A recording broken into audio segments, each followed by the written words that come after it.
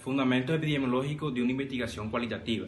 Para comprender la caracterización de una investigación cualitativa se debe indagar en sus bases epidemiológicas para hallar sentido a la producción de sus conocimientos científicos. Las investigaciones en el ámbito de las ciencias sociales se hacen para producir las ópticas para concebir cuáles son las realidades del orden humano y la lógica de los conocimientos que se han construido para producir conocimientos sobre estos mismos. Taylor y Goldman plantearon que la metodología es cómo enfocamos los problemas y la manera como le damos respuesta a los mismos. Los paradigmas de investigación se clasifican en 5, que son el positivismo, el pospositivismo, el crítico social, el constructivista y el diálogo, siendo los 2 primeros cuantitativos y los 3 últimos cualitativos. La manera de concebir la naturaleza del conocimiento y la realidad. El positivismo responde a una pregunta: ¿cuál es la naturaleza de la realidad? Pues esto nos remonta a que existen cosas independientes, es decir, una realidad objetiva. Existe una diferencia entre el positivismo y el pospositivismo. El positivismo plantea que las entidades o cosas pueden ser entendidas por factores independientes del tiempo, mientras que el pospositivismo plantea que la realidad nunca va a ser completamente entendida, ya que sus bases naturales nunca son estudiadas de forma incompleta. En las corrientes investigativas existe una diferencia entre la realidad empírica y la realidad epistémica. La realidad empírica puede existir sin un sujeto que la conozca, mientras que la realidad epistémica necesita de un sujeto conocente, es decir, un sujeto que tenga cultura y relaciones personales particulares. Esto hace de la realidad epistémica una realidad que depende de su definición, de su comprensión y de su análisis. Padman aportó en este tema las concepciones prekantianas, que estas dependen del dogmatismo y el escepticismo. Formas de entender la naturaleza de las relaciones entre el investigador y el conocimiento que éste genera. Esto es, como su mismo título lo dice, la relación que guardan entre el investigador y el conocimiento que va a generar hacia este. Aquí también investigaremos y hablaremos sobre 2 grupos de paradigmas que son muy diferentes, que es el paradigma del pospositivismo y positivismo, y el grupo del paradigma que es el crítico social, constructivista y dialógico. Empezaremos con el positivismo y pospositivismo. Aquí es esencial que el investigador adopte una postura distante y no interactiva como condición de rigor, que permita excluir los juicios valorativos o subjetivos, ya sea del investigador, de los sujetos de objetos de investigación y de los análisis e interpretaciones que dan origen a los resultados y conclusiones de la investigación. En cambio, para el paradigma crítico, social, constructivista y dialógico, se asume que el conocimiento es una creación compartida entre la interacción del investigador y del investigado, en el cual los valores median o influyen la generación del conocimiento, lo que hace necesario meterse en la realidad, objeto de análisis para poder comprenderla tanto en su lógica interna como en su especificidad. La subjetividad e intersubjetividad se conciben entonces como medios e instrumentos por excelencia para conocer las realidades humanas y no como obstáculo para el desarrollo del conocimiento como lo veía el pospositivismo y el positivismo. Muchas gracias. El modo de construir conocimiento. Antes de empezar es necesario saber las diferencias entre los 2 tipos de investigaciones que vamos a utilizar, que son el positivismo y el constructivismo. El positivismo se encargará de analizar la realidad de un objeto de estudio por medio de hipótesis y preguntas. Estas van a tener que pasar por una verificación rigurosa, la cual le va a quitar el control total al investigador. Luego de pasar esta verificación, contará con un requisito de demostrabilidad exigido por la ciencia. Por otro lado, el constructivismo es aquel que se va estructurando a medida que avanza la investigación. Para la validación de las conclusiones es necesario el diálogo, la interacción y la experimentación. Esto se logrará por medio de la observación, la reflexión y la sistematización. Pasa a plantear otros aspectos debido a la especificidad del humano como objeto de conocimiento y genera esto una separación en enfoque cualitativo y cuantitativo. Por el lado de lo cuantitativo o del positivismo, se asume que los hechos y los fenómenos sociales llegan a afectar a las personas. Por esto se invalida al humano frente a otros objetos de conocimiento. Esto pasa debido al uso de la lógica, las encuestas y la observación como herramientas básicas del trabajo científico.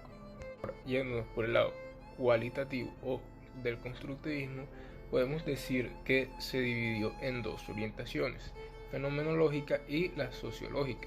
La fenomenológica hacía alusión a que la realidad humana es incapaz de ser calculada como lo son los objetos en la física. Y la orientación sociológica afirma que los rasgos que constituyen a la sociedad solo pueden esclarecerse al comprender los aspectos subjetivos de las relaciones que tienen los que conforman dicha sociedad.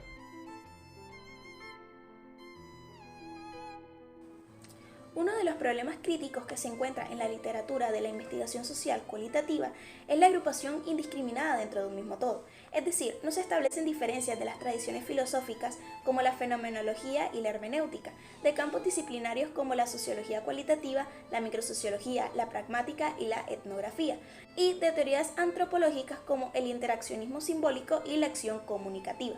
Ahora, con esta heterogeneidad se descubren algunas preocupaciones epistemológicas que impiden la construcción de un punto de vista de quienes viven la realidad social y cultural. Y si verdaderamente se quiere tener acceso al conocimiento humano, es necesario adoptar una metodología de carácter dialógico, en donde los mitos, los sentimientos, las creencias, los prejuicios y demás son indispensables para producir conocimiento sobre la realidad humana. Y esto hace que el conocimiento cualitativo no sea un cuadro inerte en donde la teoría se encuentra plasmada y listo, sino un cuadro dinámico donde se evidencia claramente el desarrollo social de las personas. Ahora, con lo anteriormente dicho, se pueden destacar 3 condiciones para producir conocimiento con la investigación cualitativa. Tenemos, primero, la recuperación de la subjetividad como espacio de construcción de la vida humana. Segundo, reivindicación de la vida cotidiana como escenario básico para comprender la realidad sociocultural. Y tercero, la intersubjetividad y el consenso como mecanismo para acceder al conocimiento válido de la realidad humana.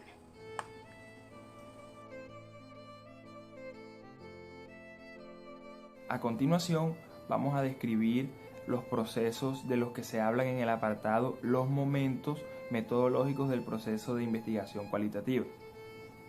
Los puntos de referencia epistemológicos que hemos utilizado en el transcurso de la exposición nos ayudarán a darle sentido a los momentos que el proceso de investigación cualitativa intenta conceptualizar, que son 4.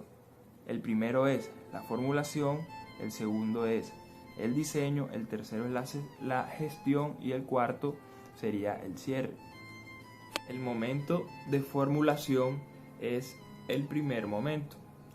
Este momento es el punto de partida formal de la investigación, que se caracteriza por explicitar y precisar qué es lo que se va a investigar y por qué.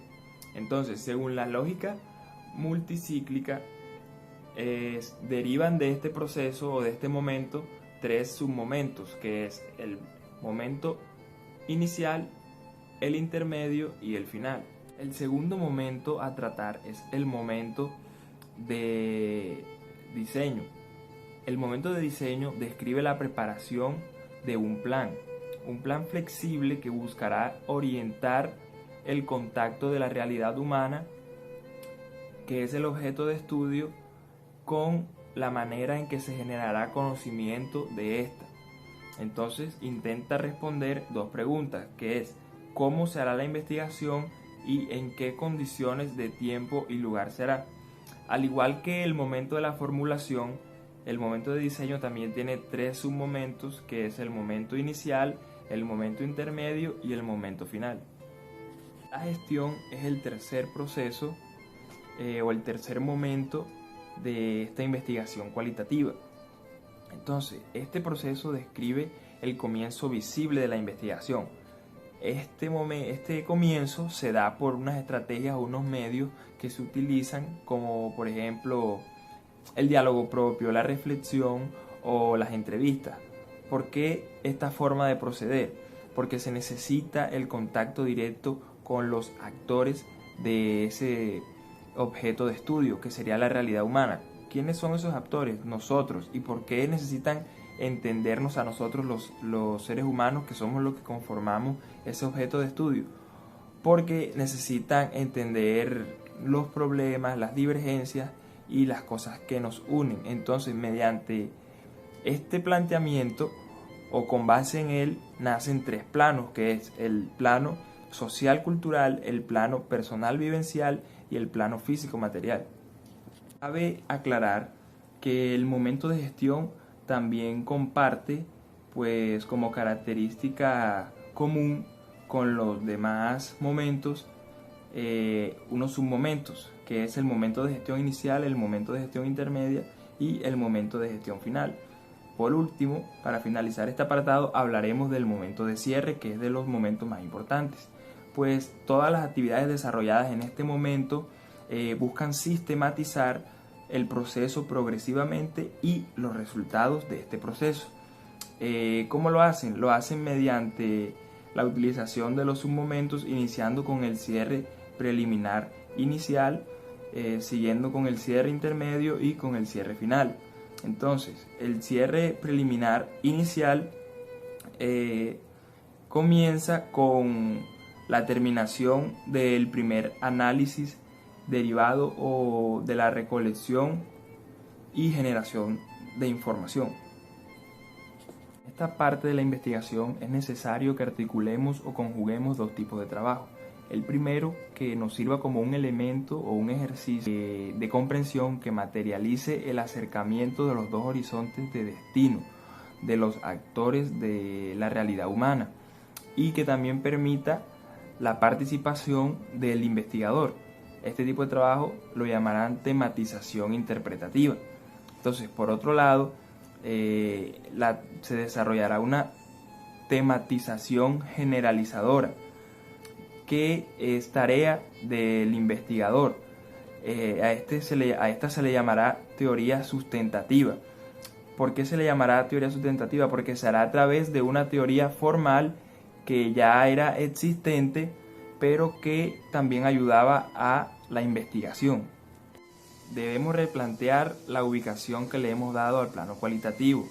No es necesario renunciar ni desprenderse de lo cuantitativo o lo numérico, simplemente valorar la particularidad y lo significativo de lo subjetivo y lo intersubjetivo como prioridades del análisis y la comprensión de la realidad social. Hablaré sobre las características principales que encontramos en lo que ya hemos hablado. Estas características son respaldadas por las siguientes tesis. La segmentación intersubjetiva puede llamarse verdaderamente social solo cuando no sea objetivado en cualquier sistema de signos, o sea, cuando sugiere la posibilidad de objetivaciones reiteradas en experiencias compartidas. También, la conciencia retiene solamente una pequeña parte de la totalidad de las experiencias humanas, parte que una vez fue retenida y se sedimenta. Vale decir que esas experiencias quedan estereotipadas en el recuerdo como entidades reconocibles y memorables. Si esa sedimentación no se produce, el individuo no podría hallar sentido a su propia biografía. La tercera nos dice que se produce la existencia de la sociedad como realidad tanto objetiva como subjetiva, y el señalamiento de cualquier comprensión teórica adecuada a ella debe marcarse en ambos aspectos. De estas tesis podemos sacar que los procesos de investigación cualitativa son de naturaleza multicíclica. Esto implica, por ejemplo, que las hipótesis van a tener un carácter emergente y no tanto uno preestablecido, y que las mismas van a revolucionar y evolucionarán dentro de una mecánica heurística o generativa, no lineal verificativa, lo que significa que cada hallazgo o descubrimiento en relación con ellas se convierte en un punto de partida para un nuevo ciclo investigativo, y que la construcción de los objetos de investigación dentro de diversas tendencias de investigación llegan a alimentarse continuamente. Esto significa que el proceso se alimenta continuamente de y en la confrontación permanentemente de las realidades intersubjetivas que emergen a través de la interacción con un investigador y con los actores del proceso y realidades socioculturales. Generalmente se validan de dos maneras o por dos vías: del consenso o bien de la interpretación de evidencias. distintas a las de tipo contrafactual, empleadas por la investigación de corte experimental o probabilístico. Esto nos lleva a concluir las características principales de este método. Es riguroso, aunque de un modo distinto a la investigación denominada cuantitativa. Los investigadores, aunque cualitativos, buscan resolver los problemas de validez y confiabilidad por las vías de la exhaustividad, el análisis detallado y profundo. Es abierta, no excluye la recolección y el análisis de datos como un punto de vista diferente, y no impone visiones previas. El investigador cualitativo suspende y aparta temporalmente sus propias creencias y perspectivas para dar un espacio nuevo y diferente que le brinde una nueva opinión. Es naturalista, se centra en la lógica interna de la realidad que analiza. Los investigadores cualitativos tratan de comprender a las personas dentro de un marco de referencia de ellas mismas. Es inductiva, su ruta metodológica se relaciona más con el descubrimiento y el hallazgo que con la comprobación o la verificación. Es interactiva y reflexiva. Los investigadores son más sensibles a los efectos que causan sobre las personas sobre un objeto de estudio, y es holística. El investigador ve el escenario y a las personas como una perspectiva de totalidad. Las personas a los escenarios o los grupos no son reducidos a variables, sino considerados como un todo integral que obedece a la lógica de una propia organización o de un funcionamiento y de un significado más grande.